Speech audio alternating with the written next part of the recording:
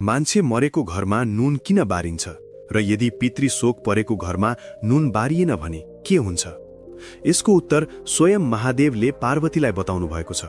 आउनुहोस् साथीहरू, जानौं।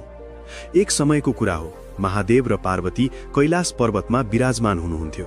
चारैतिर शान्ति थियो, ध्यान र ऊर्जा प्रवाहित भइरहेको थियो। त्यही बेला पार्वतीले महादेवलाई हेर्दै भनिन्, स्वामी, तपाईं त देवताहरूका पनि देव हुनुहुन्छ, तपाईंलाई संसारका सबै कुरा थाहा छ।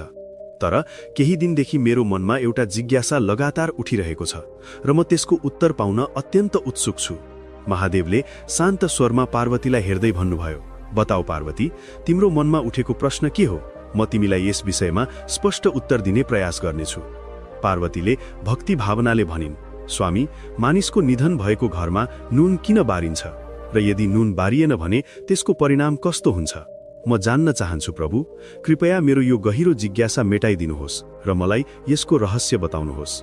महादेवले पार्वतीको जिज्ञासालाई ध्यानपूर्वक सुन्दै भने, पार्वती, तिमीले उठाएको प्रश्न सम्पूर्ण मानव जातिका लागि अत्यन्त महत्त्वपूर्ण छ।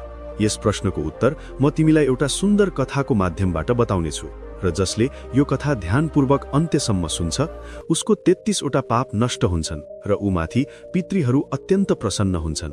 पार्वतीले मुस्कुराउँदै उत्तर दिइन्, स्वामी, तपाईको मुखबाट यो कथा सुन्न पाउँदा म अत्यन्त भाग्यशाली महसुस गर्छु। कृपया अब कथा सुरु गर्नुहोस्। म पूर्ण ध्यान र श्रद्धाका साथ यसलाई सुन्न तयार छु। महादेवले गम्भीर स्वरमा भन्नुभयो, पार्वती, ध्यानपूर्वक सुन। धेरै समय पहिलेको कुरा हो। एउटा सानो हरियालीले भरिएको गाउँ थियो। त्यो गाउँमा गोपाल नामका एक व्यक्ति बस्थे। गोपाल अत्यन्त धनी थिए। खेतमा अन्नका बालाहरू झुलिरहेका थिए र भकारी भरी अन्न थिए। विभिन्न प्रकारका पशुपन्छीहरूले घरलाई जीवन्त बनाइरहेका थिए। गोपालको घरमा टन्नै भैँसी, बाख्रा र कुखुरा हुन्थे। गाउँका मानिसहरू उनलाई मेहनती, सन्तुलित र अत्यन्त सम्पन्न व्यापारीको रूपमा चिन्थे। गोपालको श्रीमती सुशीला पनि निकै मेहनती र समझदार थिइन्।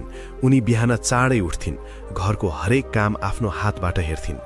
घरको सफाई, भान्सा, खेतबारीको अवस्था र पशुपन्छीको ख्याल सबै सुशीलाले आफै सम्हाल्थिन्। सुशीला मात्र गृहिणी होइनन्, उनले गाउँका परम्परा, धर्म र सामाजिक जिम्मेवारीलाई पनि उच्च प्राथमिकता दिन्थिन्। गाउँका सबैले उनलाई कर्तव्यपरायण, धैर्यशील र मर्मस्पर्शी पत्नीको रूपमा चिन्थे। गोपाल र सुशीलाका एक छोरा पनि थिए जो आफ्नै मातापिताको व्यवसाय सघाउँथे। गाउँमा जीवन सामान्य रूपमा चलिरहेको थियो। मानिसहरू आफ्ना काममा व्यस्त, खेतबारीमा मेहनत र व्यापारमा सक्रिय थिए। गोपाल र सुशीलाको जीवन पनि शान्त, सन्तुलित र खुसीले भरिएको थियो। उनीहरू दुवै गाउँको समाजमा